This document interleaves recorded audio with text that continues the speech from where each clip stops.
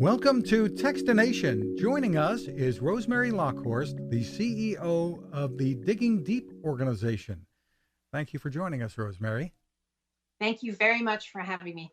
We're going to talk about a video game that's part of the organization in just a minute. But first, give us a little bit of background about Digging Deep. Sure.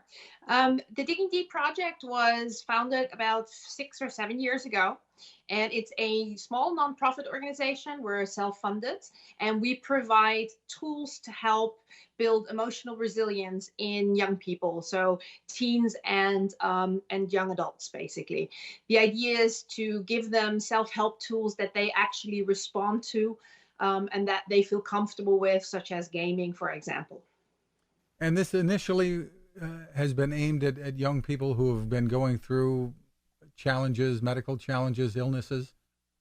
Yes, that's correct. It started with a book, a self-help book for young people that have chronic or serious illnesses, such as diabetes or cancer or Lyme disease. And then the book we get handed out for free to organizations, institutions, hospitals, parents, and also teens and young adults themselves. And after about 25,000 copies, we started to see, well, we're running out of copies. We need to do something. And so we came up with the idea to digitize the book. And 35,000 copies out of later of the book, we had developed the game called Shadow's Edge. And that's a digital version, basically, of the content that is in the book. Well, you've been involved in creating video games, and tell us about this one. Yeah, so Shadow's Edge. Yeah. Thanks. Shadow's Edge is a free mobile game that helps teens and young adults build emotional resilience. And that's done through self-help content right where they are on their devices playing games. So we rooted the game in the principles of narrative therapy and artistic expression. And taking those principles, we created a game world that is a city that is hit by a storm. And you as the player have the quest to help save that city and bring its citizens back. You do that by going and meeting the character that's left there. And then you see this barren world that you go into, and you have to go explore and find the pages of a missing journal. And as you find those pages, there are questions on them. And those are questions like you would get in or around therapy that you would see in self-help content. And as you start working through those questions and answering them, two things happen. One is you get tools to spray paint graffiti all around town and make the town pretty again. And the second thing is that things are actually coming back to life in the city. So plants will start growing, lights will go on in the windows, the buildings will repair themselves. And as you level up and as you get more and more advanced into it and writing and creating art, the city becomes more and more whole again. So that's the principle of it, that you work through the issues that you are dealing with and not really distracting from it by gameplay, but gameplay actually helps you go through that and takes those skills into real life. So many young people have been playing this, and what are some of the stories that you've gotten back in terms of how it's helped them? That's a very nice question. Yes, we worked with a lot of teens and young adults also on the game. So we've had over 250 young people helping us from day one, from the very first character. So teens are really not shying, telling you what's hot and what's not. And so we completely changed the game from the first concept to what it is now. Some of the things that really touched me personally is that one of our game players said that our character Maisie really corresponds to how she is feeling. And Maisie is stuck in a phase that's called disillusionment in the game, where you're kind of giving up hope and you think that the situation's never going to end, much like what we're in now, right, in the real world. And she really connected with Maisie and said that Maisie helped her understand why she feels the way that she does. We also had a few kids tell us that this has really helped them communicate with parents around them and connect with others in the game through the in-game sharing platform that we have in there. So you're not sharing your journal. That's your private conquest that you have to do. But in the game, we also have a place and a device that we call Shadowgram, which is like an Instagram in the game. And you can take pictures of your world and share that with other players and inspire them. So we get a lot of comments from players on that. And one that really touched my heart as well was a mother that said that she's been having conversations with her daughter through the game about subjects that she didn't even know that her daughter was dealing with.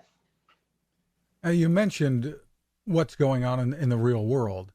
So tell us how this relates to the young people and all, really all of our lives being upended. So we believe that everybody has a right to really think about their story and what they're going through. And young people, as they are starting to become more independent, that's their job, right? They spread their wings, they become independent, they figure out what they want to do in life. Just now, when that's been happening, they get this lockdown, right? And basically that newfound independence, or the one that they were working towards, has been taken away from them. And that can feel very frustrating and isolating to them. It can also make it difficult for them to understand, that this is not about them. This is really about other people around them as well. And so all those kinds of questions that they're going through and all those things that they're thinking about, we have questions for those and tips and tricks in the game that deal with those kinds of themes. Because while we started the game out for chronic and serious illnesses, once we started testing with a lot of teens and young adults, we found that we also had a lot of people approach us and say, well, I have anxiety, but I've not been diagnosed with anything. Can I play the game? I really just feel lonely, or I've been bullied. And so over the years, the game's been out for 2 years. So over the years, we've already adapted our content to reach a much wider audience.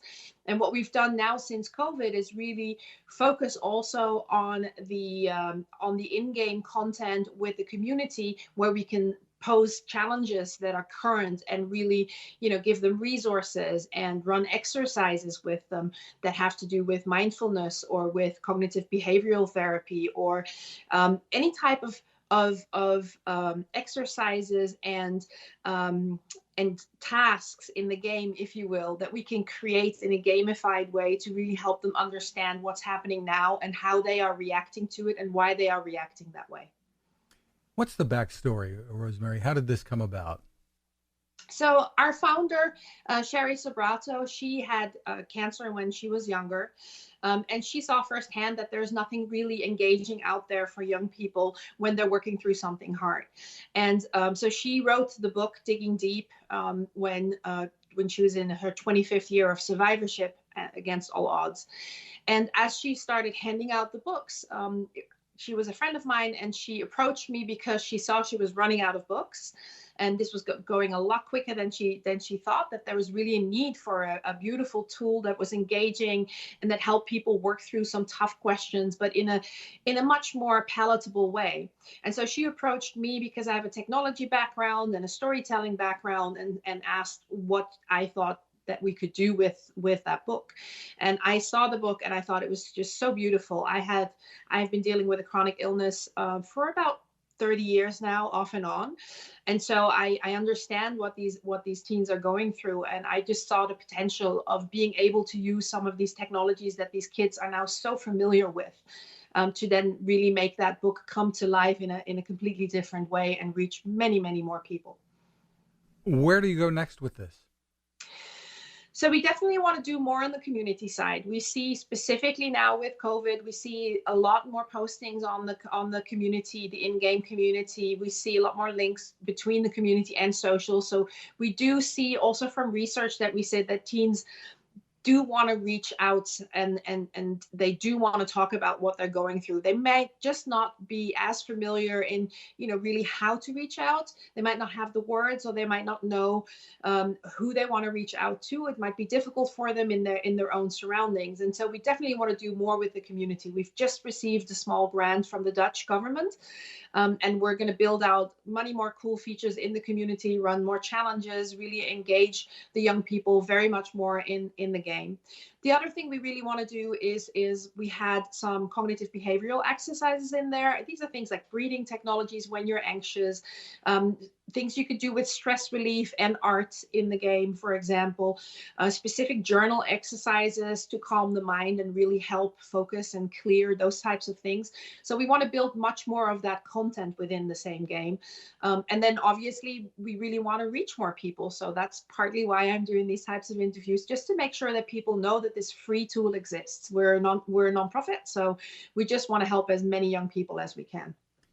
Tell us where people can go to learn more about this, maybe to help the effort or to get the app.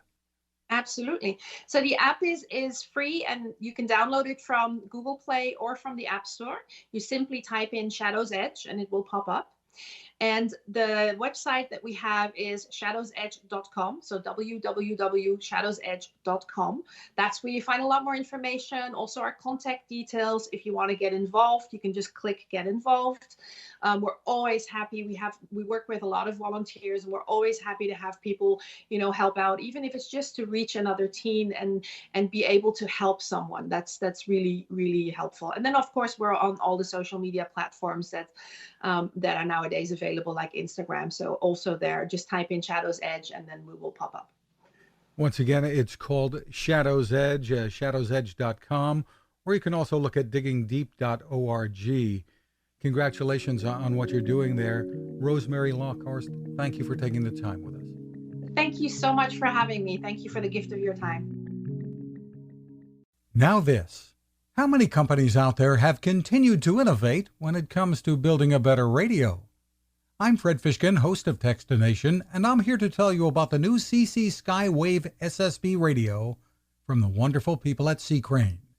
Bob and his crew really love radio, and it shows in this new compact model that is packed with features. Beyond great AM and FM reception and sound, you can tune into shortwave signals from around the world. Listen to ham radio operators, aviation, and more. It's the radio you'll turn to every day and in emergencies.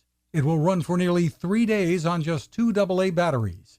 Pair the sleep timer with the new Soft Speaker 3, and you've got the perfect radio for your nightstand.